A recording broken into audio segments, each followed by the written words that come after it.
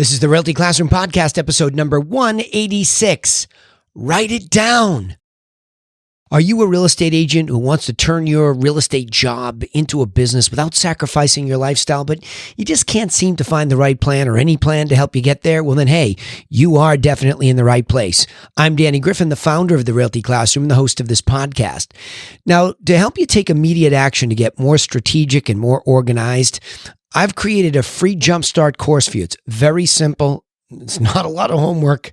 And especially if you're new or newer to the business, please go to freeagentgift.com, freeagentgift.com, and get yourself a copy of that plan. It's very simple. It helps you organize and think about this as a business and not a job. And that will be a huge difference in where you land in the future. Huge. I wish somebody had something like that for me when I first started, but they didn't. So I made one for you. Okay. All right. Write it down. Write it down. I can't tell you how many times, and remember, if you're listening to this podcast and you've been a regular listener, you know that I'm pulling something from the very coaching that I do of 38 plus or minus top producers at any one point in time. I do this every week, every day. I'm involved in the business.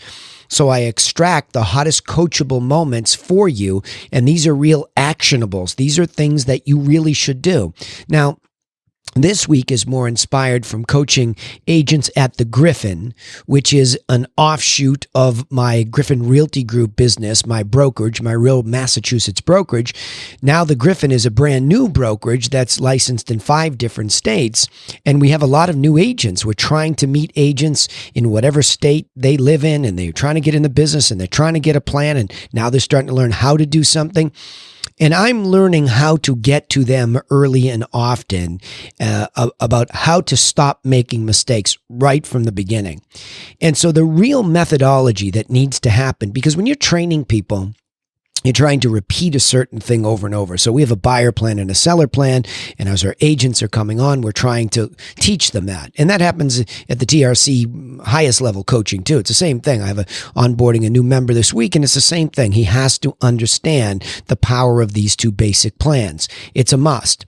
But you can say that to people, and some people really get it, and they do the homework, and others just sort of seem like they're understanding what you're saying, and then they don't, because they're coming back the next week and the next week, and they're asking the same thing. So you don't get frustrated and you don't get impatient with that. You figure out, what could I do to better help people absorb this information that's so very critical? And the answer is to write it down. Long ago, when I got into a lot of self-help and self-development, which I love, and I do to this day. Right now, one of my favorites is Jordan Peterson, just a brilliant thinker. And he has a lot of great sage practical advice because he comes from a background of a clinical psychology background. And a lot of the information that he gives you is basic. And so you would think, okay, well, I taught you something basic, but it didn't get absorbed. And the reason for that is more so why? Why can't we absorb something even when it's distilled, chunked up, synthesized to a very like 5th grade level understandable type of chunk of information? And it's because there's not an action involved in that learning. There's no kinesthetics. I think one of the greatest challenges in the digital age will be having people physically involved. You know, there's nothing greater than a physical classroom within which to learn. I know a lot of people are comfortable working from home or being there, but there's something to be said for that physicality. So if that's not going to always be the case, you still have to make learning a physical process. Look, as I'm doing this podcast, I'm looking down to my right. I'll clear off some things and I'll grab the implements of what I always have because I practice what I preach. If you're watching the video of this, I'm holding up a yellow legal pad, and in my hand there's a pen. And that's really something I carry around in my backpack all the time. I leave in my studio here where I record. I have on my table at home where I work. I always have it there. And you know, oftentimes it's not necessarily journaling where I'll go back and read it. I will from time to time go back and read it. But I remember let me get back to what I was saying. In self-development, I studied a lot of Brian Tracy. And I think Brian Tracy was very good at just redistilling, really. To tell you the truth, a lot of his books have the same theme, and he's just written so many of them over and over and over. But one of them really was enlightening to me, where he references a study, and many people reference the study. I'd love to actually find a copy of the study somewhere. But they talk about Harvard Business School graduates that wrote down their goals, and they went back and they studied them 10 years later. And it was really obvious that the people that had written down their goals and continued to write, they were just far more successful than others. And you say to yourself, wow, how, is it really that simple? And I'll tell you what I've discovered about writing it down before I get into real estate. It's something is changing mechanically in the brain chemistry. You have all this noise up there, right? So there's a lot going on, especially when somebody's teaching you and it just seems like there's overwhelm, and then your animal brain will shut down to preserve those calories. So learning is a tough thing, even if you're into it, right? But the act of writing it down grabs it. I call it catching fireflies. You have that one thing that feels very enlightening. Something suddenly feels, oh my gosh, that's a new distinction for me. That's an important distinction for me. That might be one of those Pareto principle things where 20% of the time doing that might lead to 80% of the result. And those little nuggets are there. So you have to catch those fireflies. But if you don't take it through your arm, down through the pen or pencil and onto paper, it doesn't really sink in. Right? It doesn't really sink in. So there's something psychosomatic about that process that helps it sink in. And then perhaps even writing it. It's similar to the way that I suppose an incantation or some sort of a repeated phrase really helps you overcome or be properly prepared. I just think writing it down over and over and over really helps. Okay? So let me go through this podcast this way. I wrote the word write before each of my bullet points this time. So the first one is write. How does the business really work? And I want you to write that down. If you listen to this podcast will be a little bit more tactical and pragmatic or practical, where you can take an action step right here in this podcast. Write, how does the business really work? Now, see, that's a question that I heard somewhere along the way in all the great lines and I guess, strategies that I heard from Michael Gerber's book, The E-Myth. But I'll never forget the moment that he said, how does the business really work? And I wrote that down. Because to me, that was striking. I had never really asked myself, how does the real estate business really work? And so when I wrote the question down, I then began to just be an observer of how the business actually works. And what I really figured out is, well, it works on the back of listings. Right? That's how it really works. Meaning, if somebody asks me, very simple way, how does the business work? Well, somebody goes out and they talk to a potential seller and they get that seller into a contract where there's an agreement to list the property. That property is digitized, memorialized in a digital footprint, uploaded to the multiple listing service. Then it's syndicated out to the internet and everybody can see it, right? That's basically how this works, and you can't get away from that. Well, when I wrote it down, I mean, here I was in the business for quite some time before I wrote that question and then really thought about the answers and wrote those down. All of a sudden, I looked at my business and I realized how unintentionally I was pursuing the listings. I mean, I got plenty of them. They came to me, but it was always more serendipitous or lucky, or just I was making enough noise where they would come to me. And that's just not good business. And I felt a little bit embarrassed in that moment, but I also felt liberated to say, my gosh, this could be a lot simpler than I thought. The next point that I have for you is, okay, so you understand that there are listings and you get excited that you can be it. And by the way, if you're listening to this and well, I need experience first, or somebody's told you that, I mean, stop thinking like that from the minute you get your license. The business always has listings, and they're always necessary. And don't sit there turning yourself into a buyer agency unless that's a very intentional business decision you've made to become a buyer-only agency. All right? I don't recommend that. I don't like that business model. I have a lot of friends who do it. Great for them. But I believe that you should be somebody that can control your own destiny by learning how to secure listings. And that will help you get better at getting them. And so there's no someday you get better.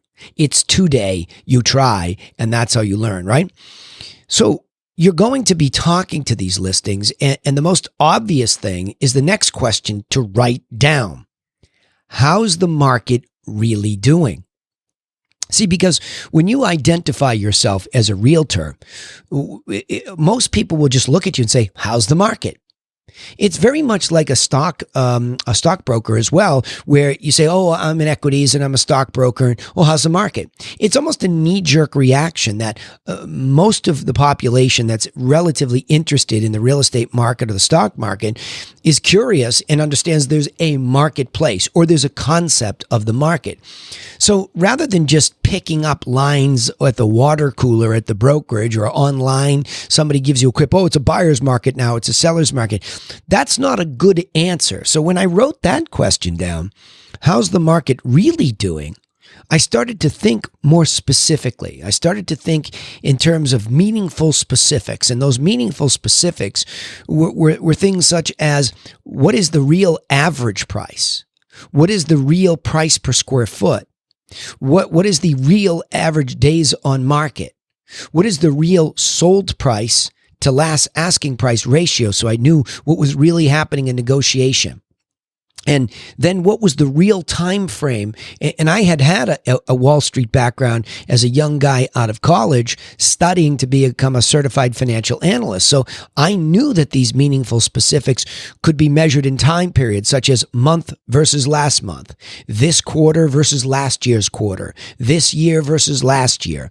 So you could also answer it not just specifically with the statistics, but you could give an appropriate financial time frame within which companies report their earnings. It would be very similar. Markets report their earnings in very similar ways. So I've put together a very simple one-page formula based off of writing that question down. And it was very easy. I looked for some ideas. I knew that there were statistics available. I hired somebody who's very adept at going into MLS as one of my assistants, pulling out the statistics, sending it off to the designer, and every single month, like clockwork, boom, there it is. If you go to thegriffin.co and you go to my blog, you can see what a sample of it looks like. And that's how the market's really doing. So suddenly I was well versed and I felt much more prepared to speak to sellers about how the market was doing. Then the third point is, well, these sellers, right? I mean, what's the question that you're really trying to figure out about them? Well, write this one down.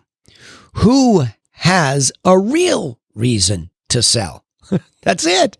Right. So I'm preparing myself to understand that this is the listings business now that I've written down. Voila, I pay attention. And by the way, a little pro tip there, look for the geography within which you really want to do business and focus more so on the median price and above, because that's where profit lives forever. Right. And the next thing was, how's the market doing in that geography? So I made it smaller. I didn't try to have a massive market update. But then I had to go in and figure out who had a real reason to sell in those areas. Well, didn't that hit me over the head with the obvious hammer too? Because now all of a sudden it was like, well, look, I don't know what the reason is to sell, but they did at least try to sell and they expired, they canceled, they withdrew, or they're for sale by owner. All these things that I had heard about in my entire career and sort of just, yeah, well, that's not for me. Wow, was that dumb? Because I hadn't written any of these things down. Well, really, those were people that needed the most help. I thought that they had tried and failed, and let's just go see first if they have a real reason to sell. So not only did I write down that the people that might have a real reason to sell that were obvious to me in that geography that owned that median price and above, well, that person was expired. Pool was an obvious place to start those conversations, right? And I did. And I found a lot of people that had real reasons to sell, and they hadn't gotten good advice, or somebody hadn't solved their problem for them as their guide, as their agent. So that was the next thing that I had prepared, because as I envisioned all this happening, I wrote this final thing. What's my plan for sellers? And if I were to add something there, what's my plan for sellers versus my competition? So you see, I finally get to that thing about what makes me unique. And this is a question that I'm getting from a lot of my newer agents is, well, how do I stand out? How do I get my name out there? What? Like, what does standing out and getting your name out there have anything to do with the plan that you can offer these sellers?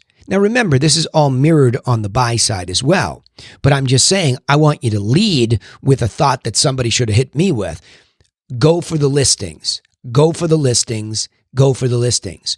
So then I sat down in a very similar way. I said, if somebody, and again, I wasn't a rookie at this point in time, so I knew how the business of listing and selling a property generally worked, but I sat down and I said, what's my plan for sellers? And I started off with, well, let's give away our best stuff for free.